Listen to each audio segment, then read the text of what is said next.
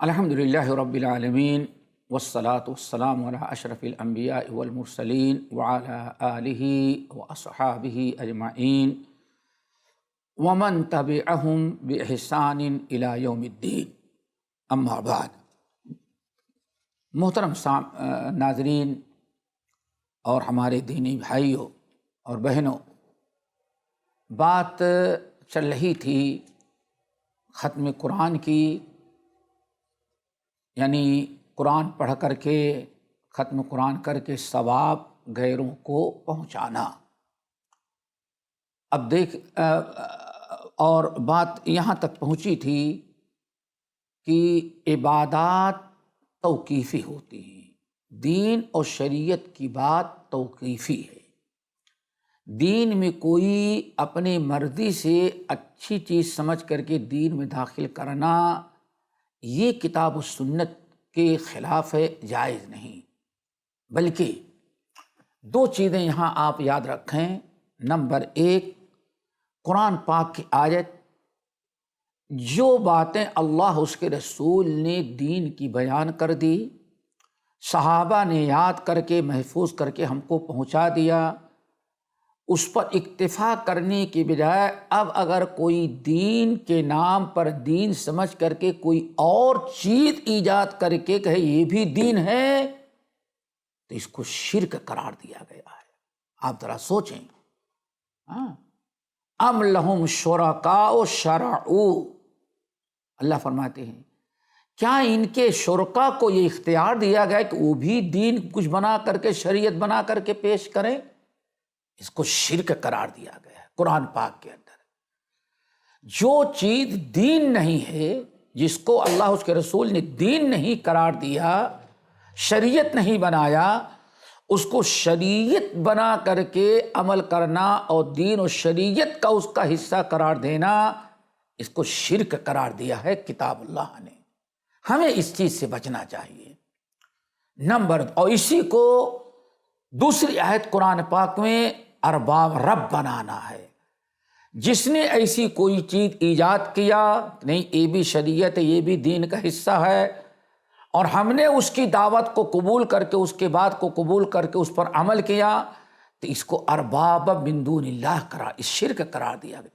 اتخذوا احبارہم ورہبانہم اربابا من دون اللہ، ان لوگوں نے اپنے علماء، اپنے پیروں فقیروں کو اربابا من دون اللہ، اللہ کے علاوہ، اللہ رب العالمین کے علاوہ ان کو بھی انہوں نے اپنا رب بنایا۔ کتنی شدید وعید ہے۔ ہمیں بچنا چاہیے۔ جو دین ہے اسی کو دین کہیں، اسی پر اکتفا کریں۔ اپنے جس کو ہم اچھا سمجھ لیں، ہمارے سمجھنے سے اس کو دین نہ بنائیں۔ نمبر دو، آپ حضرات جانتے ہیں نبی علیہ الصلوۃ والسلام زندگی بھر خطبہ دیتے رہے، اور خطبے میں کیا فرماتے ہیں؟ کل محدثۃ بدعہ وکل بدعۃ ضلالہ۔ ہر محدث، جو چیز دین میں آج نہیں ہے، جب بھی کوئی ایجاد کر کے اس کو دین قرار دے گا یہ بدعت ہوگی، اور بدعت ضلالت ہے، اور اس کا انجام جہنم کی آگ ہوتی ہے۔ تو دوستو، ہمیں اس چیز سے بچنا چاہیے۔ رسول اللہ صلی اللہ علیہ وسلم نے ارشاد فرمایا، امام بخاری نے تعلیقاً اور امام مسلم وغیرہ نے موصولاً ام المومنین عائشہ رضی اللہ تعالی عنہا کی حدیث، الفاظ ذرا سنیں، من عامل عملاً، یاد رکھیں۔ عام طور پر حدیث من احدث فی امرنا ھذا ما لیس منہ فہو رد، جو انسان ہمارے دین میں کوئی بات نکالے، کوئی چیز نکالے گا، وہ بدعت ہوگی۔ لیکن یہ الفاظ جو میں نے پڑھا یہ بڑے اہم ہیں۔ من عامل عملاً، جس نے کوئی ایسا عمل اختیار کی، عمل کی بات ہے، اس لفظ پر غور کریں۔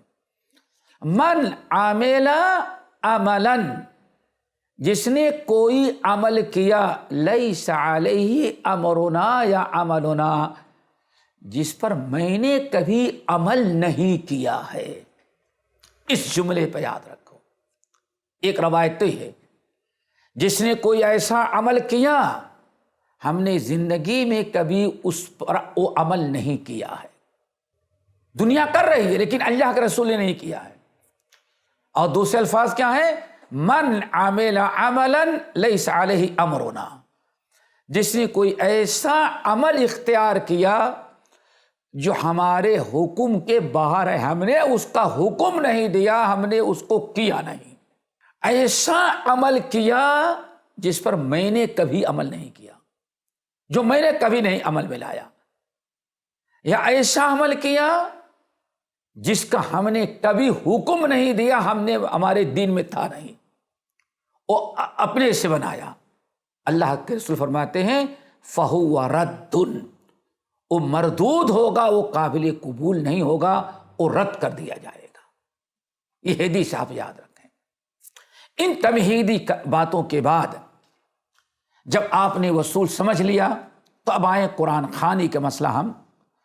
اب ہمیں سب سے پہلے دیکھنا ہے ایک وصول کہ جن چیزوں کو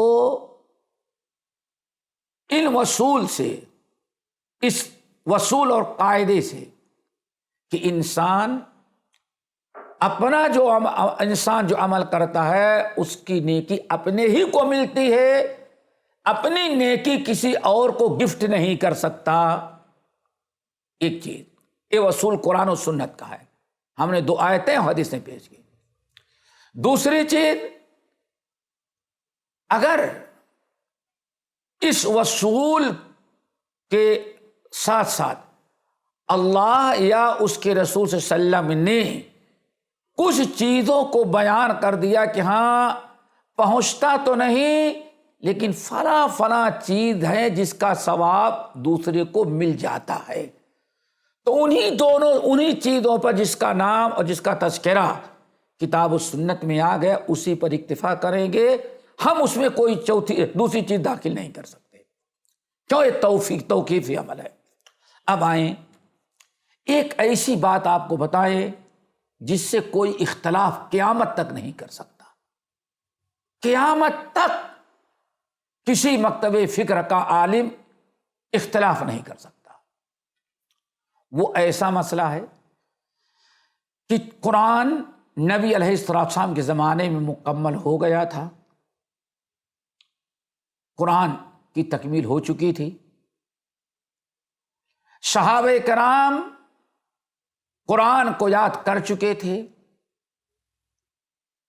قرآن موجود تھا، اعلیٰ درجے کے پڑھنے والے لوگ بھی موجود تھے، ابو بکر، عمر، عثمان و علی، ابی بن کعب، عبداللہ بن مسعود، یہ لوگ تو باقاعدہ قرآن کے حفاظ ہیں، عبداللہ بن مسعود، ابی بن کعب وغیرہ، اور مرنے والے بھی مرتے رہے۔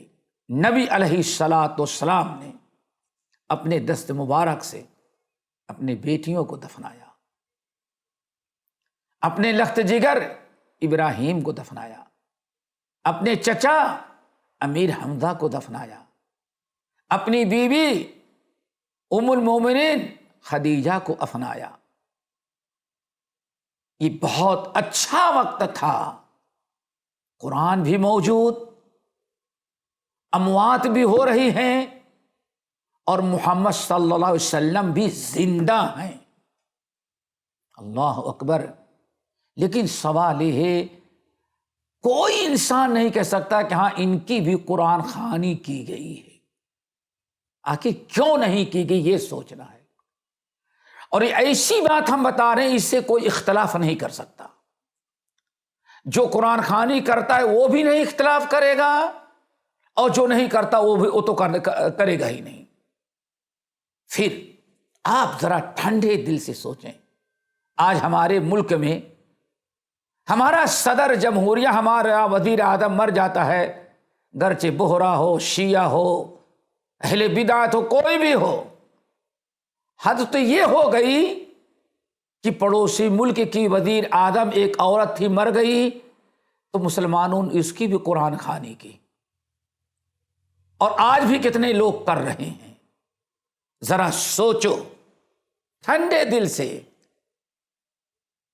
کیا ہمارے جو وزیر اعظم ہیں، جتنی قدر ان کی ہمارے نزدیک ہے، کیا اریاض باللہ صحابہ کرام کے نزدیک اللہ کے رسول کی اتنی بھی اہمیت نہیں تھی؟ نبی علیہ الصلاۃ والسلام کا انتقال ہوا، آپ دنیا سے گئے، جنازہ پڑھی، دفنایا، غسل دیا، سب کچھ کیا، اور دفنا دینے کے بعد نہ قرآن خوانی ہوئی، نہ تیجا ہوا، نہ 40واں ہوا۔ حالانکہ دنیا میں دین کی سمجھ رکھنے والے نبی کے بعد سب سے بڑے وہی لوگ تھے، صحابہ کرام رضوان اللہ علیہم اجمعین۔ اور یہ صحابہ کوئی معمولی مقام نہیں ہے، ہمیں ان کی اتباع کا حکم دیا گیا۔ والسابقون الاولون من المہاجرین والانصار والذین اتبعوہم بإحسان رضی اللہ عنہم ورضوا عنہ۔ اللہ اکبر۔ سورۃ التوبہ کی آیت، اللہ نے فرمایا یہ انصار ہیں، یہ مہاجرین ہیں، انہوں نے نیکیوں میں بڑی سبقت کی ہے۔ والذین اتبعوہم بإحسان، ہمارے ان صحابہ کے نیک عمل میں جو بھی ان کی پیروی کرے گا، صحابہ کی طرح اللہ ان سے بھی راضی ہو جائے گا۔ اور کیا آپ چاہتے ہیں؟ نبی علیہ الصلاۃ والسلام، صحابہ کرام سب کچھ کر سکتے تھے۔ سوچئے ذرا سا، تکفین، تدفین، جنازہ، دعا، غسل، سب کچھ کیا، لیکن انتقال دفنا دینے کے بعد کبھی صحابہ کرام نے اکٹھا ہو کے قرآن خوانی نہ کی، نہ اپنے اپنے گھر میں کیے۔ میں آپ سے پوچھتا ہوں اللہ، وہ حضرت عائشہ کہ رسول اللہ کا انتقال ہوا تو کہتی تھی صبت علیہ مصائب لو انہا صبت علی الایام سرن اللیالی۔ حضرت عائشہ روتی، اور اللہ کے رسول کی وفات پر یہ اشعار پریشان پڑھتی رہتی کہ لوگوں صبت علیہ مصائب لو انہا، نبی علیہ السلام کی وفات، میرے اوپر اتنی مصیبت ہے، میرے لیے اتنی بڑی تکلیف کی بات ہے کہ واللہ صبت علی الایام سرن اللیالی، اگر اتنی مصیبت سورج پر آتی تو دن اور سورج رات میں تبدیل ہو جاتا، لیکن عائشہ کا یہ دل ہے کہ صبر کر رہی ہے۔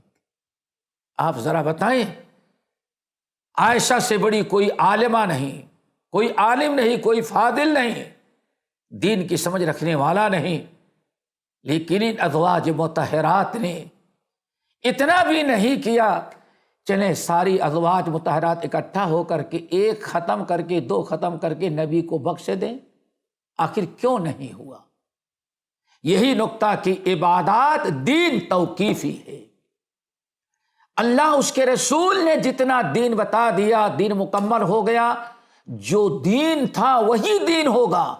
اب اگر کوئی اور چیز ہمیں اچھی لگتی ہے، فائدے مند نظر آتی ہے، اپنے سے ہم اس کو دین بنا کر کے اس پر عمل کریں تو دوستو یہ دین نہیں ہوگا، یہ دین سے خارج ہے۔ اب آگے ہم بڑھتے ہیں، تیسرا دور۔ اب آپ ذرا سوچیں، نبی علیہ الصلاۃ والسلام کی وفات کے بعد صحابہ کرام میں کتنے لوگ انتقال کیے؟ سب کو ہم اگر ایک طرف رکھیں، صرف ابو بکر صدیق 2.5-3 سال کے بعد وفات پا گئے۔ صحابہ کرام لاکھوں کی تعداد میں ہیں، لیکن کسی نے صدیق اکبر کی تجہیز، تکفین، تدفین کے بعد کبھی صدیق اکبر کے لیے قرآن خوانی کی مجلس نہیں جمائی گئی، چلو قرآن پڑھیں اور خلیفۃ المسلمین کو اس کا اجر و ثواب بخش دیتے۔ یہ کیوں نہیں کیا؟ چونکہ نہ قرآن نے کہا، نہ حدیث نے کیا، اور نہ نبی صلی اللہ علیہ وسلم نے فرمایا ہے۔ اللہ تعالی ہم سب کو اتباع کی توفیق نصیب فرمائے۔ اللہ تعالیٰ نے جو کتاب اللہ اور سنت رسول میں جو کچھ بیان کر دیا ہے اسی پر اکتفا کرنے والا بتائے، اور طرح طرح کی نئی چیزیں جو دین کے نام پر آتی ہیں اللہ تعالیٰ ہم سب کو ان سے محفوظ رکھے۔ باقی انشاءاللہ اس سلسلے گفتگو جاری رہے گا۔ اقول قولی ھذا واستغفر اللہ من کل ذنب واتوب الیہ۔